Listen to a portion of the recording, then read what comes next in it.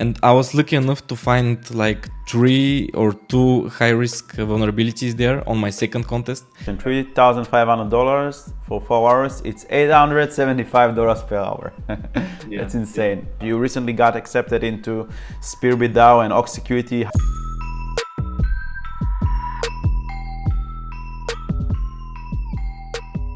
My goal here is to give you the highest quality education and DeFi, Web3 and Web3 security. Especially my recent videos, you can see how I educate you and train you about Web3 hacking. Today we have something special. We're gonna do a podcast and an interview with Pashov. Pashov is such a talented guy that shifted from traditional IT development to Web3 security and auditing, and he's just killing it. He's killing it in Code4Arena contests and Sherlock contests, and he has a lot of experience that we want to share with you today and have an awesome conversation that you can watch while you are making salad, while you are walking somewhere, or just whatever, sitting in your sofa and enjoying and learning new stuff and just having a good time. So I hope you guys enjoy this interview, and let's get started. Pashov, how are you, man? I'm feeling good, feeling great. Nice to be here. So it's a pleasure to meet you and have a conversation with you. And today we're going to talk about super exciting stuff. I'm really interested to hear about your experience in Web3 security. And you, man, you're killing it. I mean, like Code4Arena, Sherlock, leading boards. So how is it going? Yeah, thank you. It's going great. First of all, just a small disclaimer, I'm not that advanced. You're saying I'm killing it, but I'm just starting. I think I have just passed the first beginner level, which is great. And I think I can be very helpful to people at this particular level. But yeah, I'm not an expert yet. I hope I will be someday, but I still need a lot to learn. But I have done well on some contests previously, and I'm doing lots more contests every day. So yeah, that's what's happening with me. So I will give you guys some context. So Pashov is like a smart contract security auditor, and you just transmitted into smart contract auditing this year. Am I right?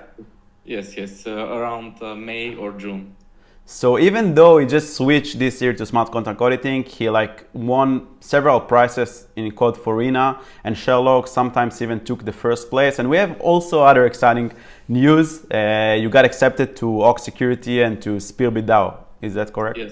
Yes, that's correct. Those are 2 companies that do like contract-based work with doing EVM audits and other chain audits as well. And yeah, I got accepted in both, which is a great accomplishment. I'm very happy with it. So first of all, congrats. But before we get into talking all about this juicy stuff and learn new things, we're going to have an open conversation and learn about each other, learn about Pashov, like how we got into Web3 security and everything. So let's get started. Like, how did you get into tech, for example? Like in the beginning, like when did you start getting into tech, to development, to IT? Yeah, this is a great question, and it's a bit of a long story. I'll try to show it in a nice way. So basically, it started in high school. Then I remember, I actually have a story around it. I mean, I remember just hearing some teachers discussing about this guy that graduated from my high school and started doing some IT-related stuff. And they were talking about him and saying he just bought a new flat, a new apartment. And I was like, wow, how did he do this? Because I knew he was very young, like 25 or something. And I grew up pretty poor. I mean, I didn't have much opportunities, but when I heard this and I understood that some guy did great success so early in his life, I was like, this is very interesting. I want to get into this. Someday I want to buy my own apartment, of course. And this was the first time IT even clicked for me. This was the first time I got into it. And I was actually in school. I had a great teacher learning some C++, some programming, but I didn't take it too seriously until I got into university, where I studied here. So I'm from Bulgaria. So I live in Sofia right now, in the city, in the country capital. And I started studying in a university here, computer science stuff, and this was like 6 years ago. So ever since I started in university, I took IT more seriously. But yeah, everything started in high school, but I started taking it seriously 6 years ago, actually. Wow, so you basically started from the hardcore stuff. Hardcore, you started from C++, which is like very low level. Pointers. Pointers and like all the low level stuff. That's insane. And since then, so you have like a degree in like computer science, right? From a university in Sofia. Actually, I didn't get my degree. I studied for 4 years and I have a few exams left, but I didn't even get it. I started working on my second year, and I'm just progressing in my career right now. It's not worth my time, I think. I see. So, and right after you finished your studies, what did you do? Did you go to work first for a company? Did you did your own project? So, I was second year into my degree when I started, or maybe the beginning of the third year, and then I started working for a company, like doing a junior software development job, and I started coding. And this was a full-time job, so I was working very hard there, and I was basically not giving too much attention to university. Then I got another job, and my career started doing well. So I haven't gotten back into university. So yeah, I have always been working, and ever since then. Okay, wow, that's very interesting. So you basically worked as a developer, as a programmer, and then you shifted your career into Web3 and blockchain. So who was the first guy who told you about blockchains and crypto in general? Yeah, this is another interesting story. So I was working. First, let's take time back 2 years ago when I was working in VMware. It's a big company with a big brand. They have an office here in Sofia, and I was working there. But for whatever reason, I wasn't getting a salary raise or whatever, and I wanted to switch jobs. So I landed a great job in NEXO, which is a Bulgarian centralized CFI company. They also have a nice brand, and there I got into crypto. I was building this centralized exchange. I learned lots of stuff about financials and exchanges, derivatives, whatever. Wow. It was very fun. So you actually started by working in centralized exchange. You didn't start by investing in crypto. You heard about Bitcoin or Ethereum. You started by becoming a developer in a CFI. That's super interesting. Yes, pretty much, because the technologies there in centralized exchanges are not so Web3 friendly technologies. I mean, I was coding with Java before, and I started working with Java in NEXO. So yeah, I wasn't at all into crypto. I didn't know what it is. Once I have traded Ethereum like 3 or 4 years ago, but it was like for 5 days or whatever. So what did you work on in NEXO? You developed, what kind of features you developed in their exchange? Yeah, I was actually part of most of the big features in the centralized exchange. I did many interesting things. I was part of the liquidation engine features. Did some TWAP implementation or whatever. I did some pretty interesting things in the exchange. We even have had this smart order routing way of getting the best liquidity for users, where I helped also. And it was a fun time, and I learned a lot. It was a great time of my career. I was working there for like 1 year. And yeah, I can continue the story because actually there I was in NEXO when I met this one guy who was a blockchain developer before. He even started working at NEXO as a blockchain developer initially, because centralized exchanges do have some blockchain work, but I don't know, in this particular time he was helping us with the exchange. He was not doing any blockchain work, but everything was going great. Everybody was working good. And there was this one time when this guy said he's quitting, and I was like, why would you quit? This is a great company. We are working hard. Everything is good. But he told me that he's becoming a blockchain developer. he's starting going to a position in a remote company, doing like senior blockchain development job. And I was like, okay, how much are such positions paid? What's the salary ranges like? And he was like, they are starting off from $100,000 or $120,000 a year. And I was like, I couldn't believe it. And it was a remote gig, so it was crazy. And he was like 25 or something. And ever since then, I was all into blockchain. That's insane. Yeah, there are like super extremely high salaries in blockchain development and blockchain security compared to other like cybersecurity or like development or IT positions, right? Mm-hmm. Exactly, and I think there is risk with this, of course, because lots of companies are startups. Sometimes they do not have enough runway. They have a big they're burning a lot of money each year, and it's a risk. You can lose your job, or you can see stuff that are happening right now with FTX. There are some very bad bear markets, and it's a risky thing, but you're getting paid well. So you got this guy that transitioned his job from like sci-fi kind of programming, Java backend development to blockchain development, and you thought like, that's it, I'm gonna do that. I don't want to do any more like backend Java developments. I want to learn Solidity. I want to learn all this kind of cool stuff, smart contract.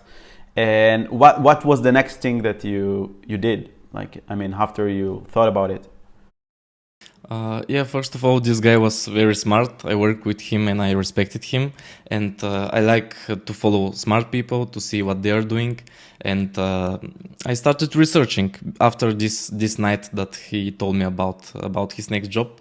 I started researching, went into Google and whatever, YouTube, and just looked around, checked out the career opportunities right now in the market, checked out the requirements. And I started speaking to some people that I knew were blockchain developers. I had a few more colleagues at my previous company that were blockchain developers before. And I just started asking around.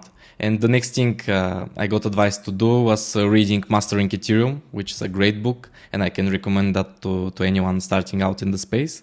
And that's what I did for the next 2 months. I think I just read this book and tried getting a little bit into Solidity, EVM, all this stuff. I just started consuming information. That was it.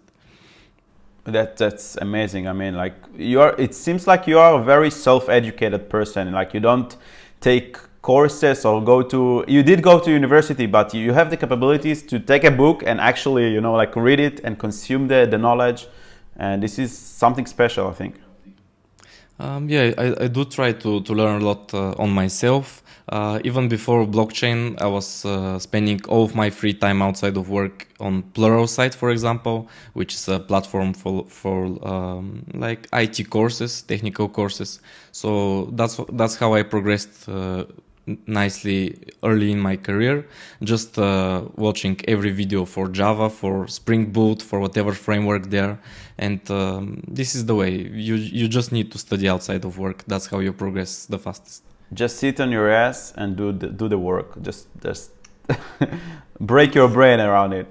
Interesting. Okay, so you started learning Solidity and development, and then you specifically got attracted into Web3 security. So what was the first time that you heard about Web3 security? And we all know that there are like plenty of hacks of DeFi protocols every here and there. So what was like the first hack that you remember, or the first time that you got into Web3 security? Yeah, this is also interesting because actually exactly at this period that I was starting, so a year ago, like even more than a year, the summer of 2021, I remember I was looking through some code on the internet or whatever, and I saw this vulnerability in some token that was actually using transaction origin, TX origin, as instead of message sender for authentication, which is a pretty base level vulnerability that you learn the first few days when you start learning blockchain security and EVM security. And I noticed this, and I actually reported it on Immunify, and this was 1 year ago. And yeah, the report got lost. They answered in a month, after a month, that it actually was a duplicate or whatever. They knew the issue and didn't pay anything. So this was all I did related to security up until maybe May of this year, so 2022. Between this period, I actually at NEXO, I actually started working a second job there, a second position where I was a blockchain developer, but doing mostly Node.js stuff, integrating with the big DeFi protocols like Aave Compound, so some DeFi stuff, getting some metrics or whatever. And after this, at the beginning of this year, I started interviewing with blockchain companies because I wanted to go full time and work with Solidity. So in April, I started working as a blockchain developer full time in a DeFi company. But then I still wasn't too much into security. I have seen, at this point, Michel's blog post about how to become a Solidity auditor or whatever it was called. It looked fascinating to me. It looked very interesting, and especially with the numbers he was showing. They were like crazy numbers. I mean, his rate was like almost $1,000 an hour or whatever. Yeah, I think even $2,000 per hour. It's insane. Yes.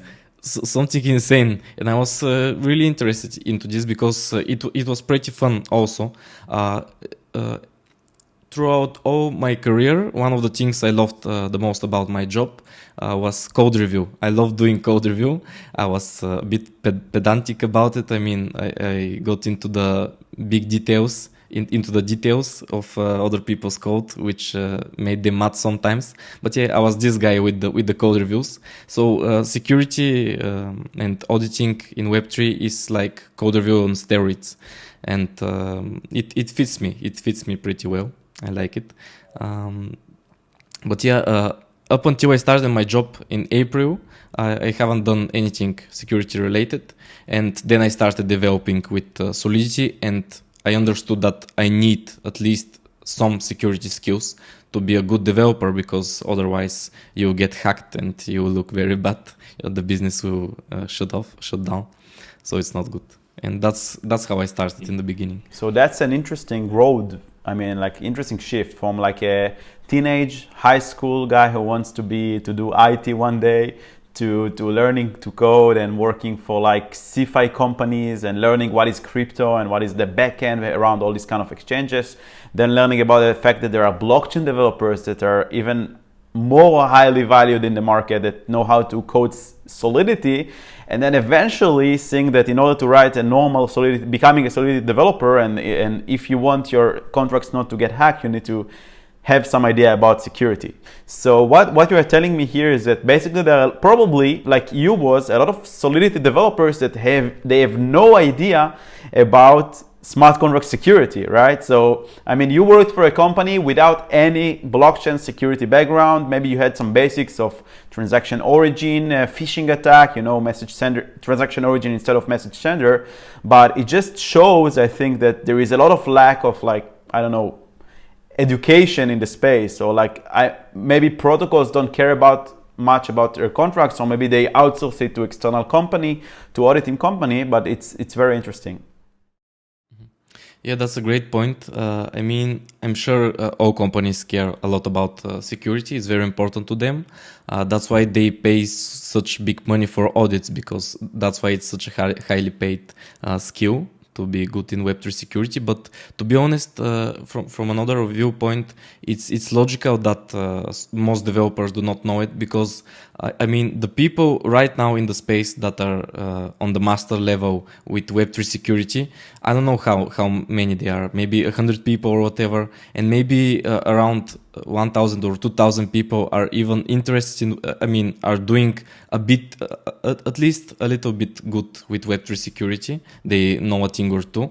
So it's a very narrow and niche skill, which most people do not have. So if companies actually want to get builders, to get developers, if they have to choose from only those 1,000 people, then the DeFi space cannot scale. So it's pretty much normal, and you can see it with the numbers from the hacks. Every day there are hacks, so it just means developers are not that good yet. And it's crazy how early we are, basically, how much lack of talent there is in general for Web3 developers, and especially for Web3 developers who know thing or two about security or security auditors, because you have a lot of demand, a lot of protocols, a lot of like smart contracts that need to be deployed, and eventually you don't have a lot of pool of Web3 developers or security auditors. So would you recommend people to get into Web3 security, and why?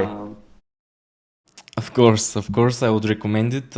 Right now, one thing I can say is, first of all, I'm already recommending it to almost everybody, even people in my life that are my friends that are in IT but not doing anything related to security. I'm just shilling it to them and telling them about the opportunities. I also have a small community, a small Discord channel with Discord server with like 1,000 people here in Bulgaria in my native language, and I shill it to them also. Every day I'm spamming them and speaking about Web3 security opportunities. But the reason is, first of all, of course, it's very, very lucrative. It's very highly paid. Junior rates start around, I don't know, $100 an hour, $100 an hour, which is crazy high, especially if you live in, let's say, Eastern Europe like me. You can become very wealthy very quickly. All of the information is available and free online. I will share, I guess, some resources that I have studied from, but of course, I think it's best to start from the Ethereum bootcamp. It's just Google search away, just open it and start reading and watching videos and everything. It's free and you can do it anytime. And there is not a lot of competition also. I mean, as I said, there are like a few thousand people in the whole world that are doing this. I also tweeted this a while ago that because the Ethereum Bootcamp is, I think, one of the best resources out there. And I think most of the people that are into Web3 security have actually gone through the bootcamp. And if you go on YouTube and if you check out the videos, actually, some of the last videos on Ethereum have like 300 views, which is crazy. This shows you how many people actually have this skill. I mean, not too many people that haven't been through the bootcamp actually are good with security. So you can do the quick math that there is almost no competition there. Yeah, I think it's a very early stage, and I also do believe that there is not enough. I mean, there are free education resources, but it's not too. Maybe for you it's like easier because you're the kind of guy that knows how to take a book and actually read it and learn it yourself. But there is a lack of like structured training, in my opinion, and also a lot of people are not aware of it. They're not aware of like how much demand there is in this kind of industry and what are the salaries. They don't know awareness, I believe. So I believe that the more time passes, this will change and we'll see more talent flows into Web3 security. And we now have the opportunity to be early, and it gives a lot of advantages. If it's like high salary, it's like new technologies, very interesting stuff, super high bounties and contests. We'll talk about it in a second. And yeah, it's just crazy times, I think. Yes. I agree with this. It's a bit easier for me, certainly, because first of all, I'm like a maniac. I'm like 15 hours a day of screen time, almost every day, deep into the metaverse. So I'm always researching, Googling stuff, and that's how I find most of the things. And I think a person who is not that much into blockchain or even IT, it will be harder for him to even find the information. The information is out there, but it would be great if there was only one place where you can find everything, or someone to mentor you or whatever. This is still missing. Exactly, and that's what I'm working on right now. By the way, I don't know if I told you that I'm creating a smart contract hacking course. So yeah. So my vision basically is to create an academy. So it will be like one-stop shop for blockchain security training. So there will be courses, boot camps, certificates, and it will help people like developers like you that comes from like developer background to shift into Web3 security, or maybe people that come from traditional cybersecurity, so they have all the structured course and trainings to get into the industry as soon as possible.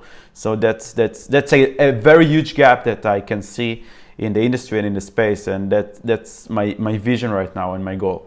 So yeah. Very nice. It will be great to get this course out and this platform that you are building. You help a lot. You help the community a lot. I even have some people in my Discord server that are asking every day where can they learn and everything. And I'm sending them, for example, Securium and some other resources. But if you had a course, I would send it certainly. People need some guidance, so that would be great. All right, so we talked a bit about it, like Immunify and Code4Rina and Sherlock. First of all, would you like to explain to the listeners what is Code4Rina and Sherlock? Let's start from that. Sure. Yeah. So Code4Rina is basically a platform where you have these security contests which are time bounded. For example, you have 7 days. Where actually you have a open source repository with some smart contracts of some DeFi protocol, and you can just clone the repository locally, and you just start hunting bugs. When you find some bugs, you make them into a report, and you just upload it on Code4Rina. And if you actually have a valid bug, you are guaranteed to get a payout. I mean, even if it's duplicated, the rewards will be split between you and the other people that found it. And the rewards are very good.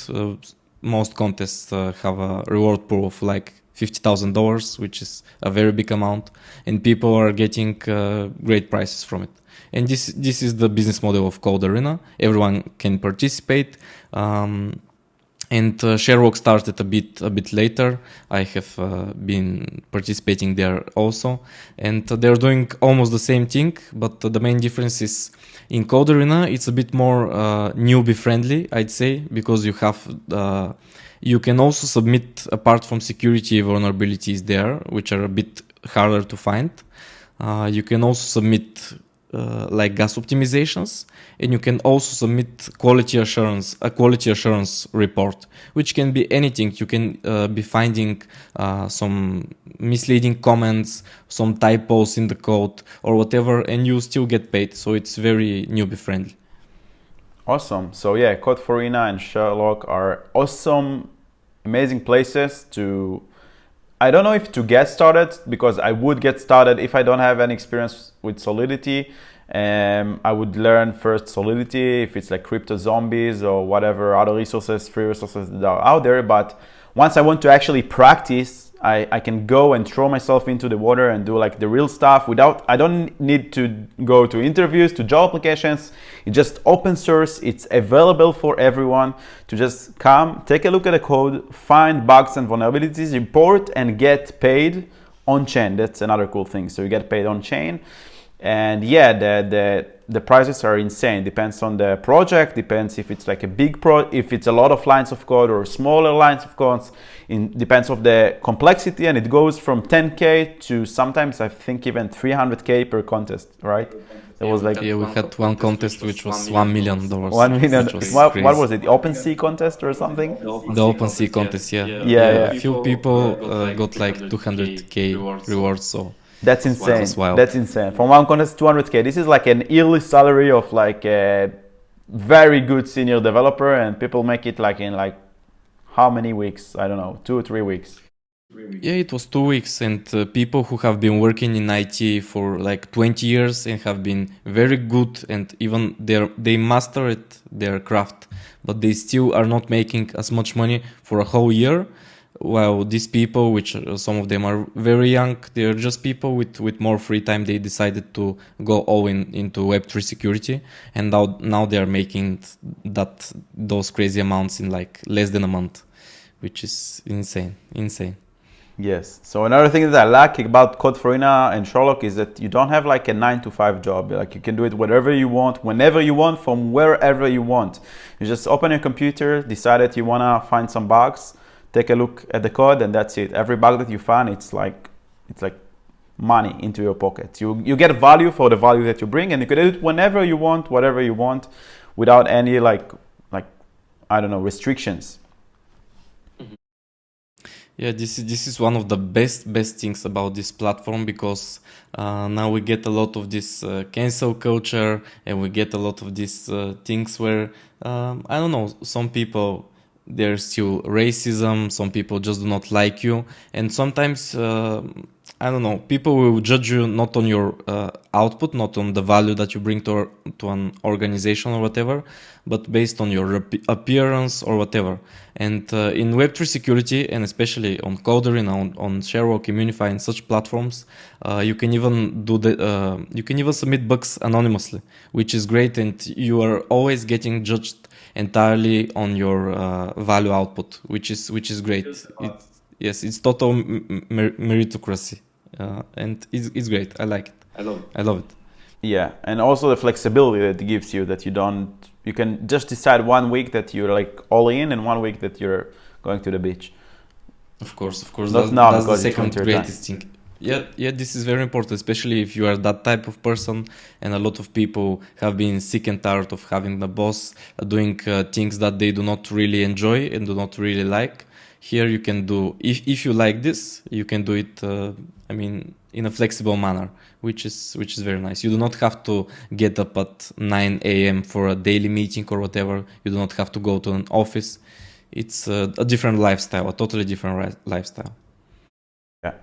And how did you get started with Coderina and Sherlock? How did you hear about it, and what was your first contest?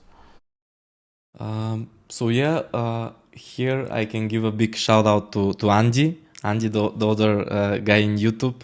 Everyone should follow him. I think he got a lot of people into the space.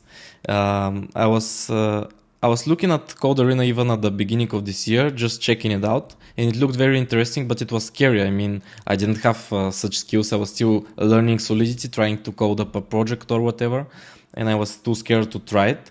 But then I saw Andy's videos. This was around April or May or June, I guess, around May, I'd say. And he was like, you just need to start. I started with some QA, gas optimizations reports or whatever. And I got really motivated. He gave me some confidence to start, which I am very grateful to him. I told him if we meet on some Web3 event, I need to buy him a drink. I owe him that. But yeah, that's how I started. I started like in mid June this year, and I started with some QA report. I reported some basic stuff. I just read all the reports and copied stuff from there. And some people will think that is cheating or something, but actually, you're actually providing value. When you see a pattern, I don't know what to say, for example, but whatever pattern it is in the code.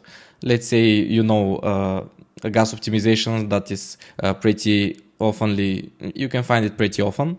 And if you propose it to the protocol, you're actually bringing value most of the time. So yeah, it's great. It's a great way to start. And I got like 30 or 40 bucks, which got me motivated even more. It was very fun, and that's how I started in June. Yeah. Awesome. Yeah, Andy is a great guy. Definitely follow him, subscribe to his channel. He has a lot of quality content. He's basically sharing his education and journey around Web3 security. And I myself also enjoyed a lot of his videos, and I even participated in his previous interviews. So feel free to check it out and watch it. I will put link in the description below. Yes, so how is it going since then? So you started from gas optimizations, and then how did you get into the hardcore stuff? To the real vulnerabilities, because there was some contest, even recent ones, that you were the first place and you earned like $3,000, $4,000. Yeah.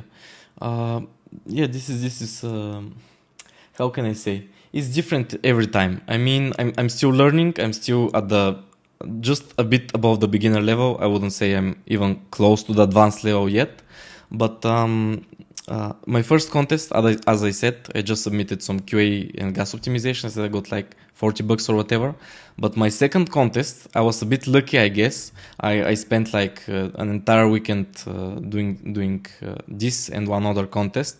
My second and third contest, I did pretty good actually.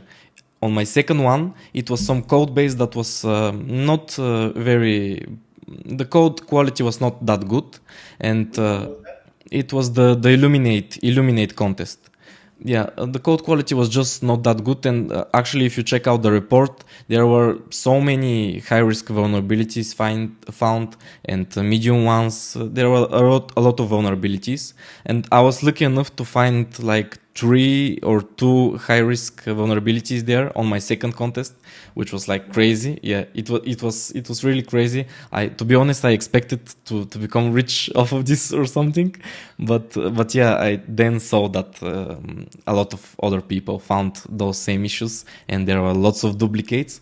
But I got like $900 from it, and yes, and I'm always because I read Simichel's blog and I liked how he tracked his time. I started tracking my time also. I mean, I'm not tracking it with some software, but just on my perception of time. And I spent on this contest practicing like 6 or 7 hours, I think, as far as I remember. And yeah, this was like a crazy hourly rate, like $150 an hour or something. So I was like, wow, this is actually working. And this was a great start. But then, first of all, I did this on the weekend. So then I had lots of work at my day job where I was doing blockchain development. I was very busy there during the work week. And first, I didn't have much time to study and to actually participate in contests. And second, after this, there were like 10 or 15 contests that the code quality was much higher, and I almost didn't find anything. I remember just 2 or 3 or 4 contests in a row. I just open the code, go through it, and find nothing. And it's pretty normal because I was a beginner still, but it feels demotivating, and you won't make any money, and you're just spending time. But yeah, I just continued to push through it. And then I got some other successes. As you said, I was pretty lucky to get this one contest where I was like first place out of 200 wardens, because now the competition on Code Arena is higher than before. I mean, now on each contest there are like 200 or 300 people. Before, I think in 2021, you rarely got over 50 participants in a contest, but now you get more competition, which still 200 is not that much, to be honest. But yeah, it was just some 3-day contest for vesting protocol, and I was lucky enough to find like three medium issues. One of them was accepted as a solo finding, which meant that there was no duplicates, so I got the total reward for it, and that's how I made the most money on this contest. But actually, some people found high severity issues, and I didn't even find high severity issues on this particular contest, but I still got first place because of the formula. Code Arena rewards the most the people who find issues that other people do not find. Of course, So yeah, because this is the most amount of value that brings to the protocol, right? Because if there is like 5 people finding the same issue, it's more obvious. 2, it doesn't bring as much value as one issue that only one guy found. That's why you are getting paid for like the more extreme, unique issues that only you can find. Of course, that's how it works. And sometimes, actually, especially when it's a medium severity issue, it might actually be. So yeah, what I was saying was that I mean, as an auditor, you see that sometimes when you find some high severity bugs, which are actually very valuable to the protocol, there are lots of duplicates. Lots of other people found them, so you get almost no reward. I mean, I have seen some high severity issues getting paid like $30 or even less, which is not very nice. And sometimes you get a medium severity issue that will get paid like thousands of dollars, even though the high severity that you have found before was actually much more valuable to the protocol or whatever. But yeah, this is the formula, and sometimes you get lucky, sometimes you get unlucky, but things balance out with time. That's what I would say. Yeah. So definitely the competition is now much higher in Code for Arena. If back then it used to be like 50 people per contest, now you have 200. So obviously, if you have a finding, there is a high chance that someone else also found it and submitted as well. And the more people find it, the less money you're going to get paid.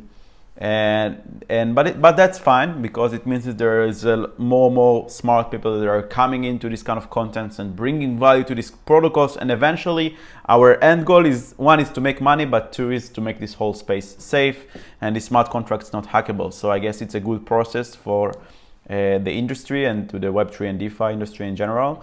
I do believe that in Sherlock there is a bit less competition because it's new. How is your experience with Sherlock, by the way? Yeah, I also started doing Sherlock recently. I even participated in the first contest that they did, and on the second contest, I actually got a nice reward for me. I got like $1,000 or something. It was very nice. I found like 2 high severity issues, 1 medium. They were all duplicates, but still. I mean, I wouldn't say there is less competition there, because of the good wardens from Code Arena, almost all of them are submitting issues on Sherlock also. And I mean, there is no, for especially for beginners, since you cannot submit like low severity issues or gas or QA reports or whatever, you won't get paid. I mean, I think it's a bit harder. You have, and even the criteria for a medium, for example, is more strict than in Code Arena. Some issues that I have submitted in Code Arena, I got accepted as medium severity issues, did not get accepted on a subsequent audit in Sherlock. So the criteria is more strict. It's a bit harder, but there are certainly less participants each time. But I'm not sure if it's easier. I wouldn't say that. Maybe you'll get less duplicates. Maybe this. Less duplicates, but the judgment is much more strict. So less vulnerabilities will be accepted as legit ones. Yes. But usually when you find something, you'll get paid nicely, because the rewards, the reward pools are almost the same as in Code Arena, and they're doing pretty well. They have a lot of business lately. So yeah, you should participate. You should try to participate both in Code Arena and in Sherlock. So how do you choose your next contest that you're going to participate? You just go scroll Code Arena and Sherlock, and what is like the criteria for you to start doing an audit? Yeah, that's a good question. Lately, I have been thinking a lot about it, a lot about my approach. And to be honest, right now, I might not be doing the best approach possible, because I'm doing what is called in programming breadth first search. I mean, I try to participate in every contest instead of focusing on one particular contest, which might not be the best strategy. And that's what I do. I prioritize the contests that pay a lot, that pay the most, because recently we had some contests that paid over $100,000, and of course I prioritized them over the ones that pay less. But when I'm done with them, when I put in the time and submit my report and everything, I continue with the next biggest contest, and I try to participate in all of them. But to be honest, I do not spend too much time on one contest. I'd say the average time I spend on a contest is like 4 or 5 hours, which is pretty much nothing, because normal audits usually take, usually a normal audit that a company pays for is like 2 persons, two very good auditors that are masters of their art, work like 2 weeks straight. Like, so it's 80 hours of work for a person that is very skilled, and they usually get to the high severity findings almost always. And yeah, compare this to a person who is a beginner. He puts just 4 hours of his time. You just cannot do so well, but it's a start. And I know most of the people who will be getting into Web3 security actually are busy. Maybe they have a day job, so they have to do this as a side hustle, and it's a good thing to start this way. It's okay. Wow, it's very interesting. So you actually spend like 4 or 5 hours for every contest, including reading the docs, getting familiar with the code base, finding the vulnerabilities, and reporting them. Are you a robot? Yeah, I'm just not that good, to be honest. Yeah, because sometimes I do well on some contests. I learn quickly. I spend a lot of time studying. One of the best returns of your time, of investment of your time, is just reading past Code Arena reports and Sherlock reports. That's where I learn the most from. But yeah, I find issues now almost on each Code Arena contest. I find at least one medium severity vulnerability, but my reports are not that good, and sometimes I get the judges like shitting on me. I mean, like telling me that the report is very bad, it's unsatisfactory. But I have seen some wardens that are I think are more than advanced. They are very good. They have been winning lots of competitions that actually also not spam reports, but report almost everything they can find, and they put it with a bit higher severity than it might actually be. And the report is not always great because sometimes you're in a rush, sometimes you just do not have the time, but you want to bring value to the project and you want to make money for yourself, of course. And sometimes my reports are not great, of course. When you put in like 4 hours, I rarely have the time to actually read the docs of the project, but I can tell you this, that all the times that I have put a big chunk of my time into reading the docs of a project, I did well, and it's pretty logical, pretty yeah, it's pretty obvious. But pretty how obvious. do you actually, because every contest is like a different protocol with different business logic, and sometimes it's like advanced DeFi concepts like collateral token and vaults and ERC 46 something, and then you have ERC 1155. So every project is different. So how much time do you averagely spend on just getting familiar with the code base and with the docs? How is your process? How does it look like? Usually depends on how much time I can spend on this contest. For example, for the last contest that were with a bigger reward pool, like more than $100,000, I decided to spend more time and I got into the docs, read the docs, and then read the code and everything. But sometimes there are contests that are like with a smaller reward pool, like $20,000 or whatever, for 3 days, let's say. And I'm a bit busier there. I do not have so much time. So I just straight up go to the code and start reading line by line. And you just get those patterns. You get some issues that you can just see when you start looking at the code. They're just poking your eyes. I mean, you just see the problem, and usually those issues are very easy to that you can learn to find them. But that's why a lot of people find them, and you get a lot of duplicates. But still, this way you can find some medium severity issues. But as I said, the best way I do it when I have the time is first get through the docs, read them well, and then start reading the code line by line. This is the best approach, and I know every good auditor advises on this. Interesting. So sometimes you take the I'm gonna go for everything approach, and sometimes you're more focused. And once you're more, would you say that when you're more focused on one contest, your results are better? Or did you see like any like, or it's mostly like the results where you get like higher rewards or higher uniques? Was it like contests that you were like actually got into the code base and set more than 4 and 5 hours? So there was sometimes like you just got lucky and after 4 and 5 hours you got a unique medium or high severity?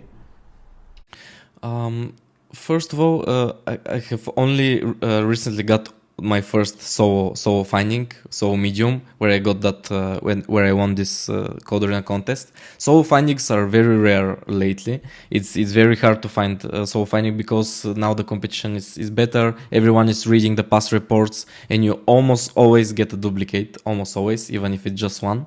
But I can tell you this, of course, every time. The more time I spend on a repository, on an audit, the more money I make. Usually that's how it works. But yeah, you get the occasional time when you just get lucky. You quickly see something that most people missed, and you will get paid a lot. This has happened. So it's a good thing. With Code Arena, sometimes you get lucky. But as I said earlier, sometimes you get unlucky. Sometimes you find, as I said, in Illuminate, I found like 3 high severity issues and like I think 2 or 3 mediums also. And I got paid $900, which is not that crazy of amount. It's a good one, but still you found like 3 high severity. What was your highest payment in like a contest?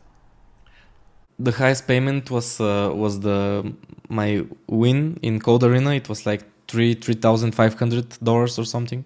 It was a great one. And I was very happy with it. And how much very time good, did you but, spend on this contest?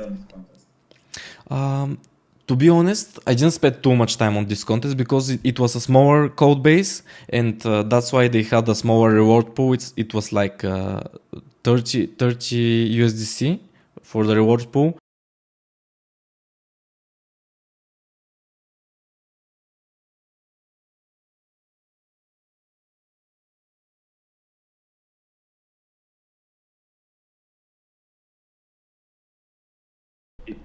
It's insane, but I can tell you about another contest that I put in like 6 hours, and all of my findings were invalid. So I had some findings, but they were invalidated. So I got $0 for 6 hours of work. Where if you work a normal day job, doesn't matter how boring it is, it's not you'll stable. get paid. So it's not stable. Someday you get luckier, sometimes you get like better findings, sometimes not. This is like, you could look at it as like a pro or cons. It's just different than like normal day-to-day job. Exactly. There is a lot of luck into this because it does not depend only on you. It depends on the competition, how other people are doing. It depends on the judge also, if he accepts your submission and everything. But you cannot control it anyway, so you have to do as good as possible. Amazing. So how do you see yourself now? Your involvement in Code Arena, you're gonna keep doing it? You're gonna shift to other stuff? You recently got accepted into SpearBit DAO and Aux Security. How are you gonna like combine these kind of things? So yeah, this is very interesting. I think this will start taking a lot of my time.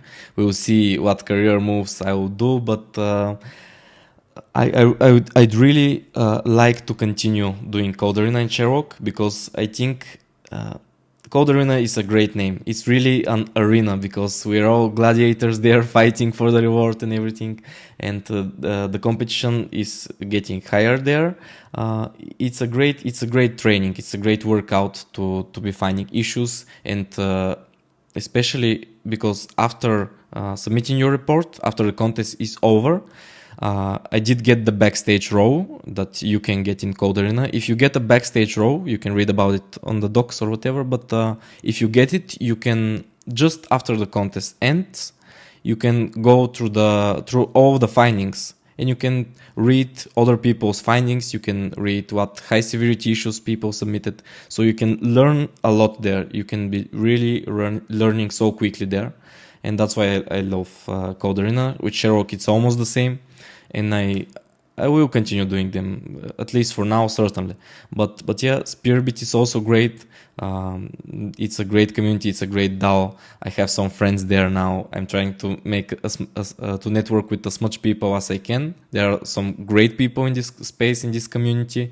And I can't wait to have my first audit there. Try to do my best. But yeah, there it's, when you're auditing there, it's you have to put a lot more time. It won't be 4 hours certainly for an audit. It doesn't work like this. And with Aux Security, they have almost the same model. When you get on an audit, you have to be like, you have to put in the hours. So it will be different when I'm on an audit in SpearBit or in Aux Security. I probably won't have time for Code Arena and Sherlock. But we will see. I'm already used to working very hard. For the past year and a half, I guess, I'm working almost every day. I mean, without weekends, like grinding. 12 hours. You're grinding. Yeah, grinding so much, and like as I said, 15 hours a day each day, because I'm doing other things also. As I said, I manage a Discord community and everything, and I'm on the laptop anyway. So why not grind? Why not do some Code Arena or whatever? So yeah, I'll be putting a lot of time into the platform still. So how does SpearBit DAO works, for example? They assign you to an audit, and how does the process work? Do you know? So yeah, they have a pretty nice structure. I think they are still putting the final touches on the details of their structure and everything, but first of all, you have this crazy technical test, which is automated, which is great because it's like 50 minutes or something, and after it ends, You just submit your tasks and your test, and you already know if you passed or not, which is automated. This is great, but the test is very hard.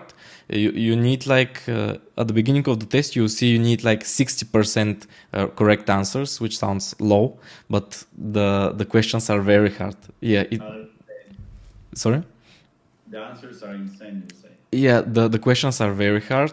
I got like 65% or something. I guess I got a bit of luck there, but yeah, I passed, which was great. And then you have some cultural like meet interview, and you get accepted into the DAO. And yeah, there you have levels. You have like a junior security researcher, you have a medium level, you have the senior level or the lead level, and I mean, there are some crazy good people in the space that are working there. I know Michel is there. I know Alex is there. I mean, some famous people in the space. But yeah, basically, when they have a client, when they have business, when a client comes to them, they speak about the budget, and they, for example, if the client says we have $100,000 budget, SpearBit will find some of the people based on their ranks, based on your ranking there and on your position, you get a different payment. For example, the junior security researcher gets paid $3,000 a week, and they gather this team to fulfill the budget, and you get on an audit. And actually, you can see their audits on GitHub.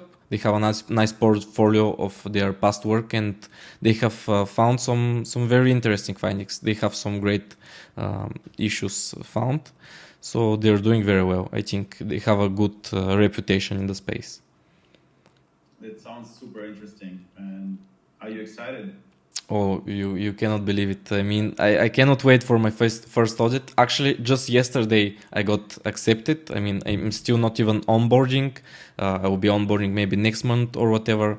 I cannot wait. But the best thing is I'll network with a lot of people. I'll meet a lot of cool people there. I have already made some friends from Coderina which are working there, and even through some Web3 events that I went on this year. And yeah, it's great. It's great. I cannot wait to be part of an audit there. Wow, that's insane. I mean, wow, I'm super happy for you and excited. And you're definitely gonna learn. And I see you like in like maybe 1 or 2 years, like not replacing Michel, but I just see your dedication and the way you can sit like 15 hours in a day and just learn and you grind on contests I mean, there is no other option, you know, you will get to the top. So maybe you're a beginner or medium level, doesn't matter now how you're classified in SpearBit, but I have no question that you will get advanced to the more senior auditor. And then there is like auditor, and there is like master auditor that makes like 20K per week or something like crazy, yes, right? That's the lead. The lead auditor, right? 20K per week, which is insane. And I won't be surprised if like in 6 months I will see you like maybe 1 year, but the lead auditor. Yeah. I think I will need a little bit more time, but yeah, that's my goal. I hope someday I come to this level, and of course, this way I will make a lot of money, and I will contribute a lot to the space, and I will help other people get to this level as well, which is great. It's a win-win situation. That's the best thing about this space.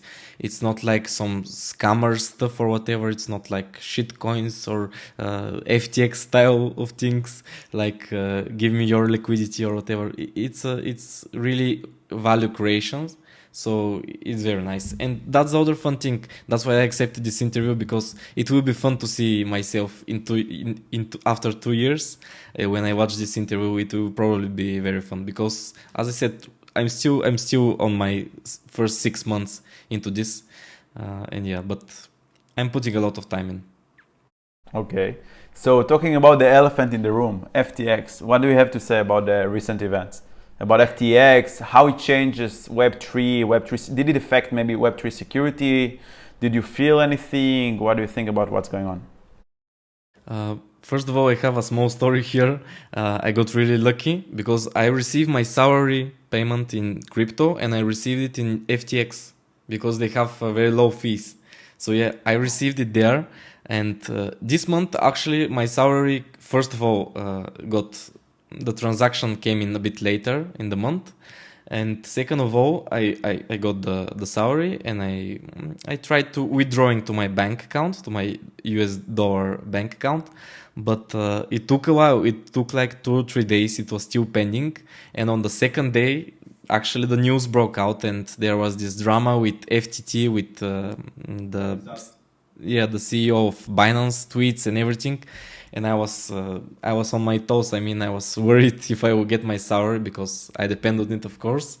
But I was very lucky. Just 2 or 3 hours before this, the tweet of SBF that said we're bankrupt, and that the CEO of Binance will buy them. Just 2 or 3 hours before that, my money got processed, and actually, I spammed the customer support a lot on this, and I think they helped me. Yeah, so you were dedicated in like talking with them until you get your salary out. Yeah, I was spamming them, and I really got lucky. I'm very sorry about the people that did not get lucky and couldn't withdraw their money. It's a very bad time. I think, of course, it will put us into a bad cycle, because now lots of big venture capital companies lost their money. Which means the other rich people, the other investors won't be very attracted to the space. And now when there is not a lot of venture capital, now there won't be too many startups, too many new products built, which means, of course, there won't be so many audits and so many development jobs and everything. And this is a bit of a bad cycle, but we will get back. We will be back. But probably now, maybe for the next year or maybe few years, nobody knows. We will be in a bear market, and we will have a bit of problems. But of course, I like to think in this mindset that if you cannot control something, you do not have to put your thoughts into it. So just keep building, and that works, of course. That's a very good saying. We cannot control everything, right? We cannot control everything. We can do whatever like we can, which is under our control. And there are people that say that we don't control anything, which means like even the thing that you think that you control, you don't really control, because something with higher like intelligence makes you make the decision. So it's like another philosophical conversation for another day. But yeah, definitely this kind of like FTX event has ripple effect, and it will affect in general Web3. It doesn't matter if it's like fundings of startup, if it's like the trust of people in crypto. That's the sad thing about it, because it doesn't mean anything about Bitcoin or Ethereum. It just means that a centralized entity that goes bankrupt, it's the same problem. The problem is not in the technology and the concept of the blockchain and cryptocurrencies, but the problem is that there is centralized entity that holds a lot of cryptocurrencies and does bad things with it, like other centralized entities that we have, which are banks and governments, which crypto comes to replace. But it was a safe haven for a lot of people. If it's like retail investors or like VCs that chose to hold their money in FTX. In your case, it was salaries that you withdraw to your bank account, but other people just felt like safe. You know, it's the biggest exchange in the United States. It's very safe. You know, it's like regulated and everything, but we cannot trust people. That's why we have blockchains. We trust code, and sometimes we cannot also trust code because, I mean, you can trust code, but sometimes, you know, the project developers put like backdoors that they can rug pull the project, or sometimes the code is not secure enough, and this is like the next stage. That's also what I talked about with the interview with Andy, which was interesting, that it's like a process that we are going from centralizing exchanges and entities to more people using custodial wallets and holding their crypto themselves, not your keys, not your money. So yeah, it's very sad, and I'm sorry for everyone who lost their money, but it's part of the journey and the process. Also in 2013, a lot of people lost money on Mt. Gox, and Bitcoin still exists, and Bitcoin still like killing it, and technology is evolving, and there is more innovation in the space, and it doesn't mean that it's over. It just like, yeah, it's part of the road, you know. The road is bumpy. It's not always like up. Of course.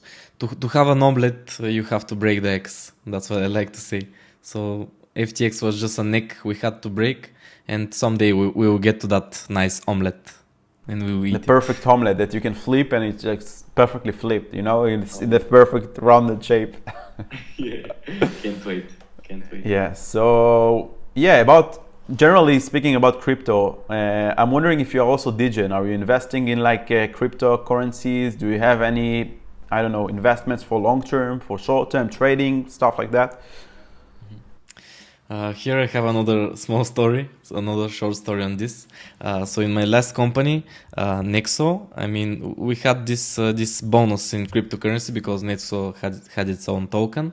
And at the beginning of the year, I got my own bonus, which was a nice one because ever since I started working there, the token value went a lot much up. And I did get a nice bonus. And at this point of my life, I was like, I really want to be successful. I really want to get rich. I want to get financially independent. So I understood that with my salary, even though it was pretty good, and now with my blockchain job, it was also good. I knew I cannot become very rich with it, at least not quickly. I cannot become a millionaire in the next few years, even if I save all of my money or whatever. So I knew I had to take some big risk, and I decided that all of my bonus that I receive will go into some degen move. I will put it into something very risky to try to go for, try to shoot for the stars and see what happens. So what I did is, this was actually a pretty good amount of money. It was most of my net worth, probably like more than 50% of my net worth, certainly. And I decided to risk it because one thing I always knew was, first of all, I believed in myself. I knew that I'm a hard worker and I was still working there at NEXO, but I knew I will probably be starting a blockchain development job. I will be making good money, so I can take some risks. And I decided to put all of the money into NFTs. So I had this, no. Yeah, yeah. I had this collection I was following, this NFT collection, which I really like. I like the community. It was a degen move. I knew it was very risky, so I put all of the money there, all of it. Like, What was the collection? Like, which collection was it? the collection is Sappy Seals. It's Sappy Seals. It's a pretty cute collection, very nice community. And right now I'm down like maybe 40% or 35% on my investment. But is it yeah. liquid? Are you able to sell it? Because, you know, the problem with NFTs is that it's not liquid. It's not like there is no liquidity where you can do a swap and get your dollars or Bitcoin. Of course, I'd say this collection is liquid. There is volume. Every day they are making volume. But yeah, the price went down, of course, because the whole market crashed. Of course, the value of Ether crashed a lot. So looking at it from an Ether value standpoint, I'm 40% down, but from a dollar standpoint, I'm much more down probably. But it's fine. I won't be taking out the Ether anyway, so I'm looking at it. You do believe still in the project and in the NFT, and you're gonna hold it, right? Or you're planning to sell? I don't know. I don't know what I will do, to be honest. My goal was, I don't know, to become a millionaire or something, just to get a very crazy reward. But now I think if we will see. Maybe if I get my money back, if I get the same amount of Ether, I will dump them. I don't really know. We will see what happens. I'm not depending on this money right now, so I'm still holding, and we will see. But actually, to be honest, I'm really not into the degen moves. How about like holding like blue chips? Like, do you hold any Bitcoin or Ether for long term, for retirement? Because this is my strategy, for example. What I can say, every time I have some extra money, extra income, I DCA, I dollar cost average into Bitcoin and Ether, because I'm quite convenient with the fact, I know there is 99% that in the next halving, Bitcoin will surpass the 60K, 80K, 100, and maybe even 200K. So it doesn't really matter when I buy it in 16K or 13K or 22K, because on the long run, I'm just doing this kind of dollar cost average strategy. So I'm wondering if you're like following the same strategy, or you are not a believer of Bitcoin or Ethereum, or just... I'm a big believer. I believe the prices will go up, but I don't do this strategy because, I don't know, I just like to do riskier moves. I like to risk it and do it in a different way. I like to have my own approach to most stuff, especially with investing. So yeah, I'm spending most of my money in different ways, not investing, especially in cryptocurrency right now, because I think the return won't be as high as I'd like it to be. So yeah, for now I'm not investing, even though I'm very bullish, but I'm bullish on investing in other things. Let's say in myself, in my image, in my skills, things like this. I feel are better investments for me right now. But we will see. We will see. Maybe in a few months I will change my mind. And when the bull market comes, it certainly will be different. We'll see then. Awesome. So you said before, and when we talked, and also you spotted in your Twitter account that you had some experience with Cairo and StarkNet, which is, if people don't know, StarkNet is layer 2 ZK rollups on Ethereum, and Cairo is their programming language. And I'm interested, like, how did you get started with Cairo, and how is it different from Ethereum, and what did you do there? Yeah, so basically with my normal job that I'm a blockchain developer, I started with Solidity, but then the company business pivoted off to we wanted to do something innovative, something good from a business standpoint, and the leaders of the company decided that building a DeFi protocol on StarkNet is a great move. So then everyone from the team started learning Cairo, started coding with it, me included. And yeah, basically I have been coding with Cairo for the past 3 or 4 months or 5 months maybe. And I have already felt the technology, which is an inside joke with Cairo, because there you have this value type that is called felt. Felts are everywhere, right? So everything is felt, like strings, ints, everything is like addresses, felt. Exactly, everything is felt. And I can say I'm very bullish on the StarkNet ecosystem. I think I like to follow the smart people. And I know there are lots and lots of smart people there in this ecosystem working and building. Now Open Zeppelin are building the same library with good best practices contracts like they have for Solidity, for Ethereum. And some other organizations are starting to work there and to build on StarkNet. This is great. And I think the product of that I was building will do pretty good. With that said, I would say I'm much more bullish on the Ethereum and the Solidity space. I mean, I'm just more attracted to it. It fits my personality better, probably. Even though Solidity, because one of the problems you can say related to Cairo is that it's still an alpha version. I mean, it's not even a beta version. There is a lot of boilerplate in the code. There's a lot of ceremony. You have to write some code that you shouldn't have to write. It's like a copy paste it everywhere. Also, you do not have for loops, for example. The language does not work good with them. You need to do recursion instead. There are some small stuff like this, and of course you do not have much already written code like libraries. Open Zeppelin are just starting to build it out, but with Solidity, even though there the version still starts with a 0. We do not have even version 1 in Solidity. I think the space is much more mature, of course, because it's like 6 or 7 years old now. So I like it a lot. It fits me better as a personality, but I'm very bullish on StarkNet and on Cairo, and I think for some people it will be one of the best bets there. Interesting. So yeah, it's very interesting what you're saying, that both of them are very early and immature, and Cairo is even newer. So you have less resources, less places to learn from, and the language is, like, to be honest, pretty awful. But now they are working on Cairo 1.0, right? That's going to be released soon, which is going to be much better with for loops and other types.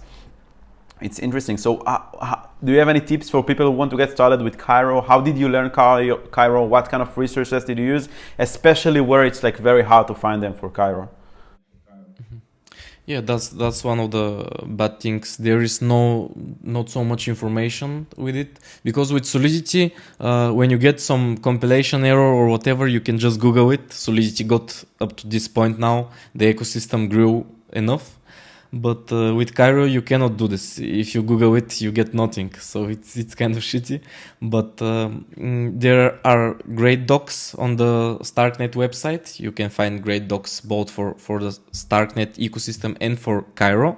And you can also, one advice I can give you is go through Open Zeppelin's Cairo contracts repository. There you can find all the best practices. You can see how to protect yourself from underflows, overflows, to validate the number values, if they are correct number values or whatever. And this is one of the best places to learn right now, I'd say. I think the best way to learn a language is reading a lot of code and, of course, practicing, trying to write. So yeah, you can pick up some small exercises, try to implement like a staking protocol or anything that is simple.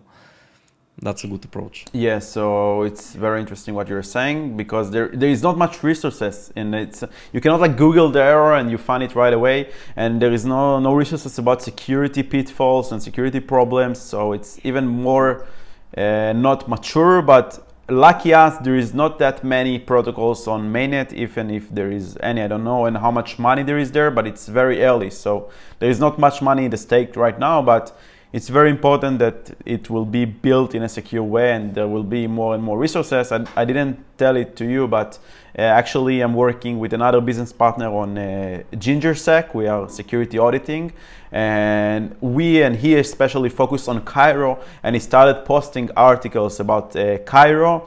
For example, the recent article was about the problems with integer overflows and fails and integers, where you have like the first 128 bytes and then the second 128 bytes, and how you can like manipulate it. So we will try also to contribute to the Cairo and StarkNet community, because we, likewise, we also believe that it's going to be huge, maybe not like Solidity and EVM, but it's very important way to scale it up. And yeah, definitely. So it's very interesting. Evolvement to the scalability of blockchain. Sounds great. Sounds great. The community really needs people like this. The community needs people who post blog posts, share knowledge on Twitter, everywhere. It's great. Definitely. You also have a YouTube channel. So what is it about? Can you tell us about your YouTube channel? You like to create content. Obviously, you know how to speak and to deliver thoughts and ideas. So I'm not surprised that you have a YouTube channel and people are enjoying watching it. So yeah, tell us more about it. Yeah, so basically I started my YouTube channel like, I don't know, 3 or 4 years ago, and it's related to IT career development, and it's in my native language, in Bulgarian, because the reason I started it was when I was a junior developer, when I didn't even have a job yet. It was very hard to find my first job, and you couldn't find any knowledge. No one was there to advise you on how to find your first job, how to create your CV, what skills do you actually need, which companies are good and everything. There was no place that you can go and ask people, and no person that you can ask. There were some academies, some great schools that you could have found such people. I did go to one of those, and that's where I got some help. But apart from this, other people that are not part of the IT community can hardly find any information, even on the internet, for the Bulgarian IT market, which is very important because it's different than other countries. So yeah, I was just like 5 or 6 months into my career, and I already started making some videos, sharing some knowledge. And lots of people did not like this because I'm not experienced. How can I give advice? But I think I helped a lot of people. A lot of people wrote me and told me I helped them. Because it doesn't matter how little you know, if some person knows less and wants to learn, you can help them. And even with this current podcast that we are doing, we are not yet at the C-Michel level, we are not yet masters, but I think we can share something for the people that are 1 year behind us on their career journey, for example, and it is very valuable.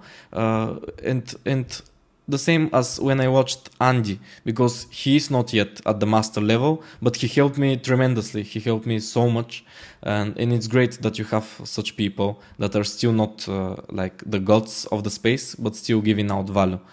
You can always give out value. And yeah, I basically have this small Bulgarian IT career channel, and I also made this Discord community where we speak about IT career and lifestyle. That's the name of it.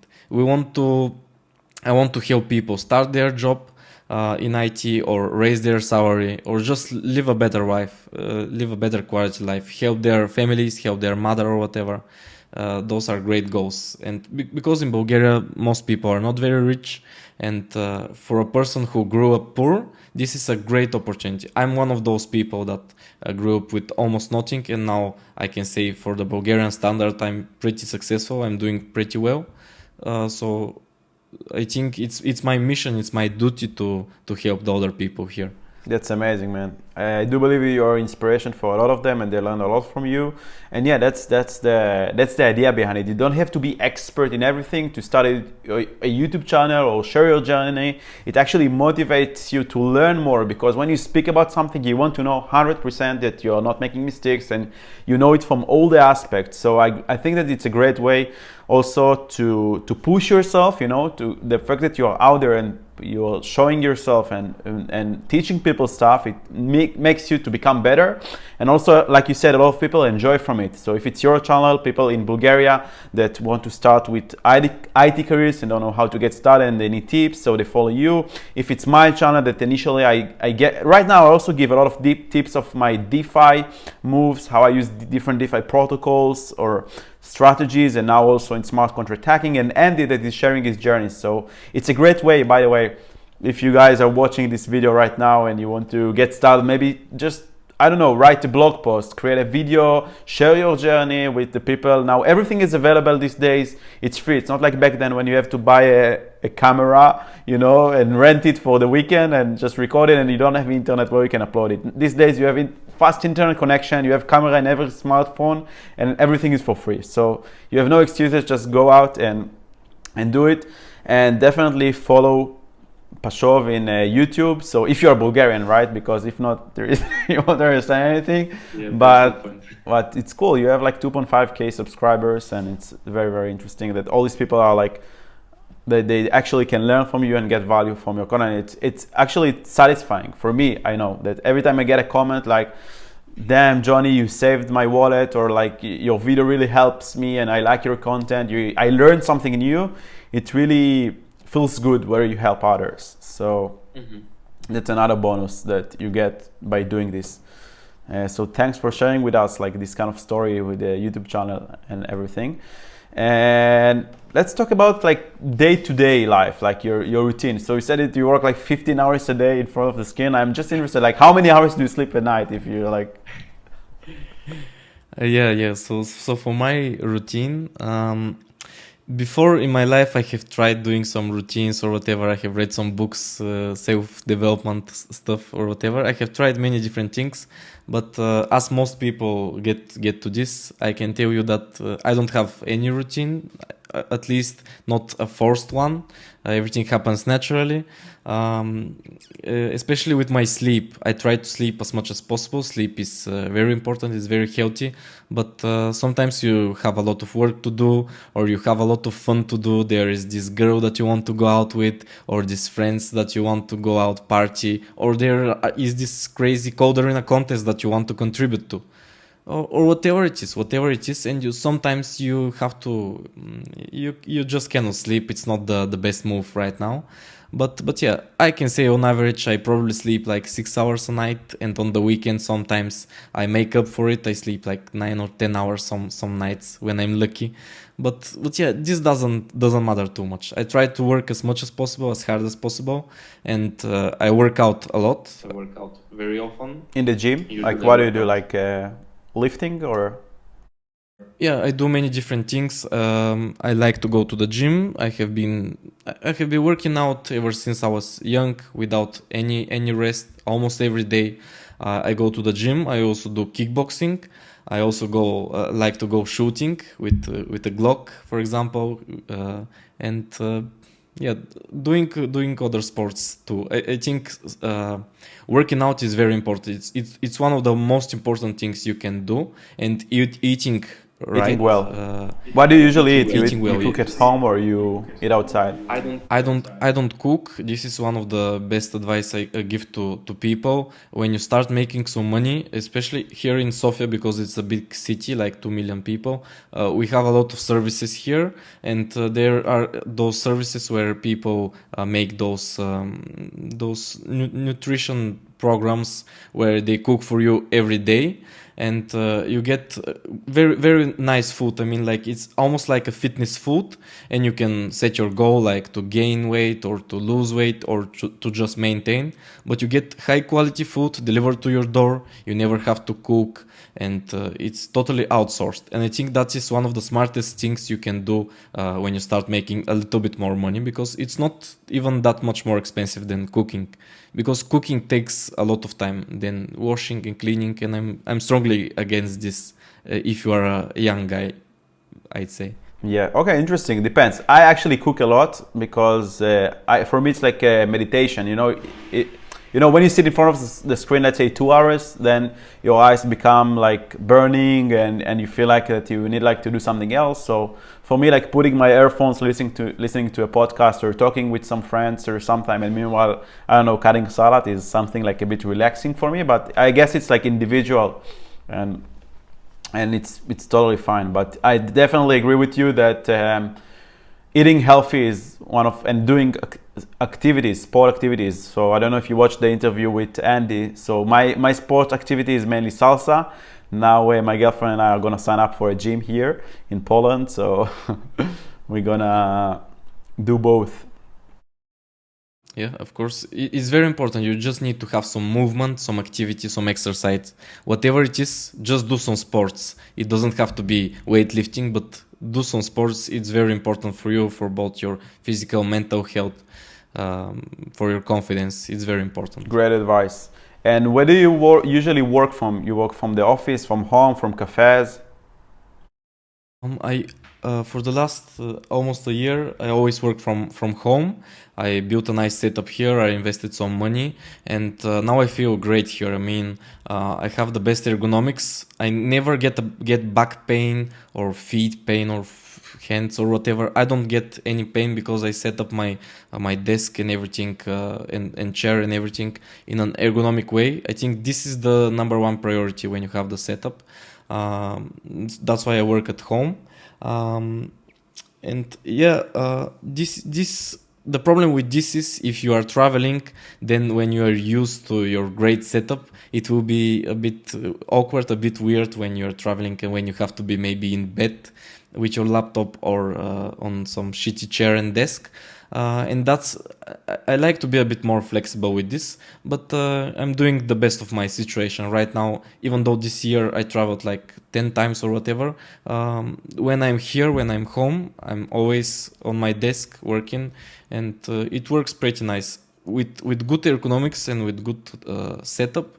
Now I can work like 10 hours straight without any problem. I just need food, and I need to exercise sometime during the day, but I can be very productive with this. Interesting. So now you make me a bit of jealous because I'm living like the digital nomad life. So obviously I cannot like set a desk and everything.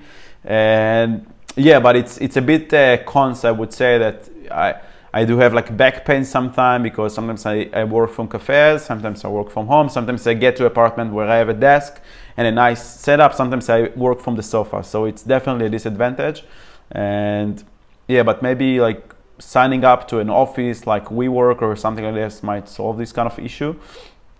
But you make me think now, because yesterday actually I went to do massage just because I had a back pain.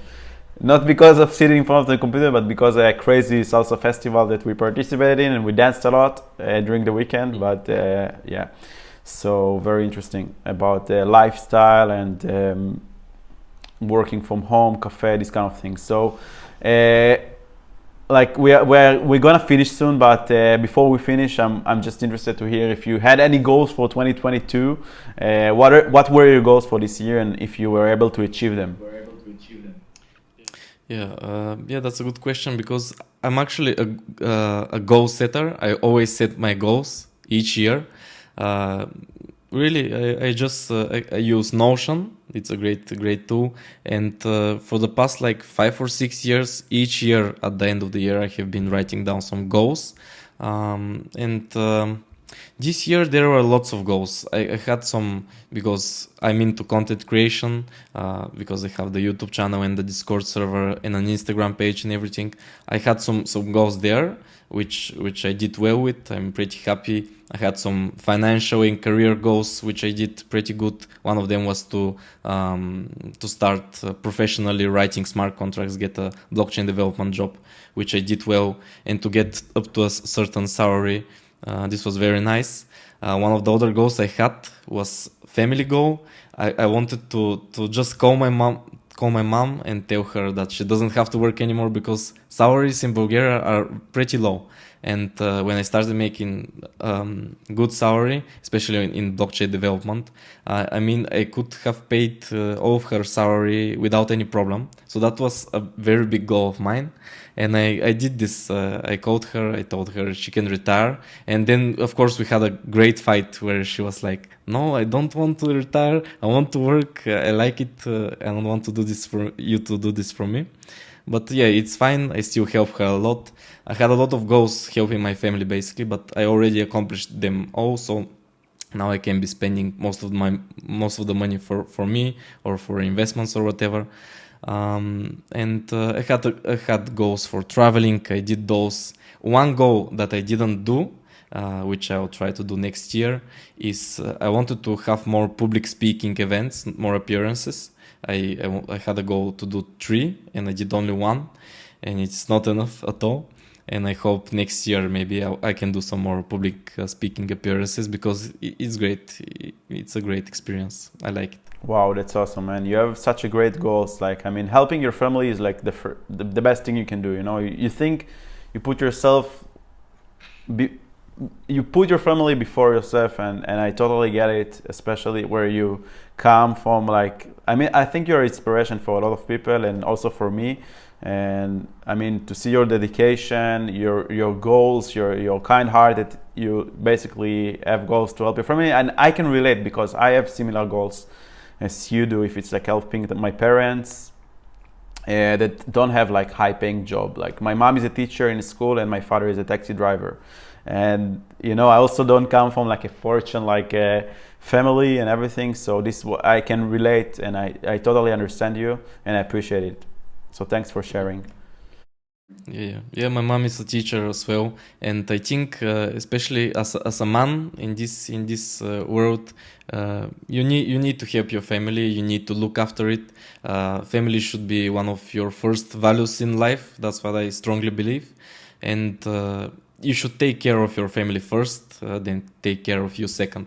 But when you do it, when you actually take care of your family well, then you have a lot of confidence, you will feel good, and you can spend money for whatever luxury things you want and like, and it will fit you in the correct way. Super interesting. So apart from like public speaking, what other goals do you have for 2023? Yeah, I have written some goals down. I still haven't finished them yet. I don't know. I had some networking. I have some networking goals. I want to start meeting more successful people, especially in the Web3 community. I would like to get some more close friends from there. That would be great. Again, I would like to visit a lot more places from the world, to go out to new countries, go to the USA. Maybe I would really like to go to Miami. I would like to go to Spain, in Marbella. I like the sun. I like places like this. And one other goal I have is I would really like to start living in a house with friends. That would be great. You mean like living like with other people? Now you live alone and you want to live with other people. Yeah. So it's like a bit opposite, yes, like everyone else. Yes. yes, now I live alone, and I have been living alone for like the past 5 years, ever since I got out of my parents' house.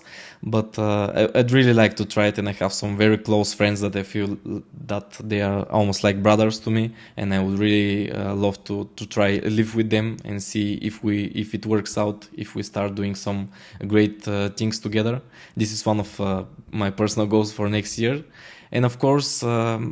I have big goals related to security. I want to become very good. I want to start doing really good money, provide really good value, and we will see. We will see. But next year will be full of Web3 security, certainly. Amazing.